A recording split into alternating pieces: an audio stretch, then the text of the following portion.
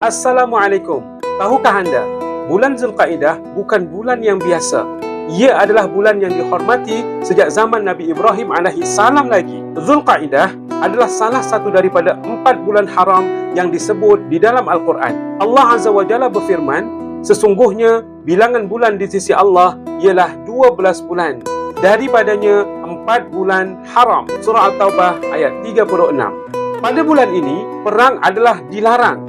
Kabilah Arab akan berhenti berlawan dan mereka semua akan mula bermusafir ke Makkah untuk mengerjakan haji dan umrah. Oleh kerana itu, hikmahnya supaya umat Islam atau umat manusia menghormati keamanan dan memberikan ruang untuk mendekatkan diri kita kepada Allah Azza wa Jalla. Jom ambil peluang bulan Zulkaidah ini untuk membanyakkan ibadah dan untuk sama-sama kita merehatkan diri kita dari perbuatan keji dan mungkar. Dan jangan lupa follow untuk dapat info yang lagi banyak selepas ini.